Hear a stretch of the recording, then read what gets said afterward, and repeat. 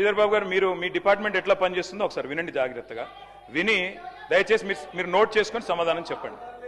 అధ్యక్ష, నిన్న గవర్నర్ గారి ప్రసంగంలో చెప్పారు అధ్యక్ష, మన ఐటీ ఎగుమతులు 3,13,000 కోట్లకు చేరుకున్నాయి, ఐటీ ఉద్యోగాలు 9,39,000 చేరుకున్నాయని చెప్పారు.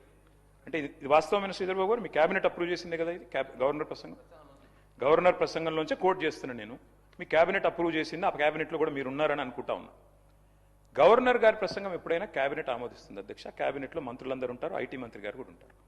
వారు ఇచ్చిన ఫిగర్ అధ్యక్ష ఇది 3,13,000 కోట్లు ఏది ఎక్స్పోర్ట్స్ అని, 9,39,000 ఉద్యోగాలు.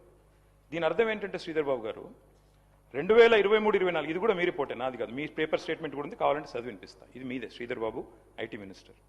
2023-24లో ఈ రాష్ట్రంలో ఐటీ ఉద్యోగాల సంఖ్య 9,46,000. మరి నిన్న మీరు చెప్పిన లెక్క ప్రకారం 9,39,000. అంటే మీ ప్రభుత్వం వచ్చిన తర్వాత 7,000 ఉద్యోగాలు తగ్గాయని నిన్న మీరు గవర్నర్ గారి ప్రసంగంలో చెప్పారు. ఇది వాస్తవమా కాదా? ఒకటి. రెండవది విచిత్రమైన విషయం అధ్యక్ష, మరి కుడి చేయి ఏం చేస్తుందో ఎడం చేయికి తెలియదన్నట్టు శ్రీధర్ బాబు గారు బయట స్టేట్మెంట్ ఇచ్చారు అధ్యక్ష. ఇక I'm quoting times of India. Sridhar అన్న, మీరేం చెప్పారు? ఐటీ ఎక్స్పోర్ట్స్ 3,60,000 కోట్లు అని చెప్పారు. ఇక్కడ మీరు మీకు పంపిస్తాను అధ్యక్ష కావాలంటే. 3,60,000 crores.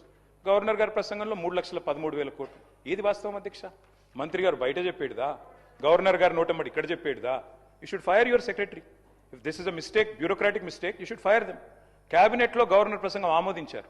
ఆమోదించిన దానిలో కూడా